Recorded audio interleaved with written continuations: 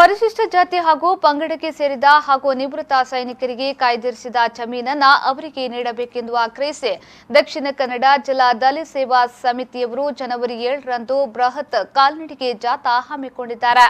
ಬಂಟ್ವಾಳ ತಾಲೂಕಿನ ಬಿಟ್ಲದಿಂದ ಹೊರಡುವ ಈ ಜಾಥಾ ಮಂಗಳೂರು ಜಿಲ್ಲಾಧಿಕಾರಿ ಕಚೇರಿ ಹಾಗೂ ಜಿಲ್ಲಾ ಪಂಚಾಯತ್ ಕಚೇರಿಯವರೆಗೆ ನಡೆಯಲಿದ್ದು, ವಿವಿಧ ಬೇಡಿಕೆಗಳನ್ನು ಈಡೇರಿಸುವಂತೆ ಅಧಿಕಾರಿಗಳ ಮೂಲಕ ಸರ್ಕಾರಕ್ಕೆ ಮನವಿ ಸಲ್ಲಿಸಲಾಗುತ್ತಿದೆ ಎಂದು ಸಮಿತಿಯ ಪದಾಧಿಕಾರಿಗಳು ಸುದ್ದಿಗೋಷ್ಠಿಯಲ್ಲಿ ತಿಳಿಸಿದ್ದಾರೆ.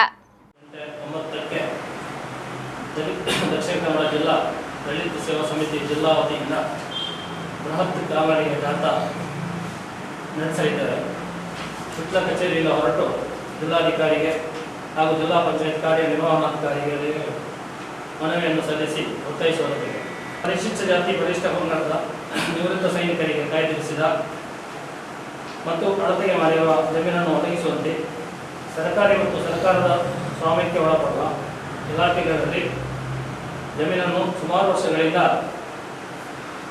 ಹೊರಗುತ್ತಿಗೆ ನೌಕರರಾಗಿ ದುಡಿಯುತ್ತಿರುವ ಪರಿಶಿಷ್ಟ ಜಾತಿ ಪರಿಶಿಷ್ಟ ಪಂಗಡ ಅರ್ಜಿದಾರರಿಗೆ ಆತ್ಮೀಯವಾಗಿ ಸ್ವಾಗತಿಸ್ತಾ ಇದ್ದಾರೆ.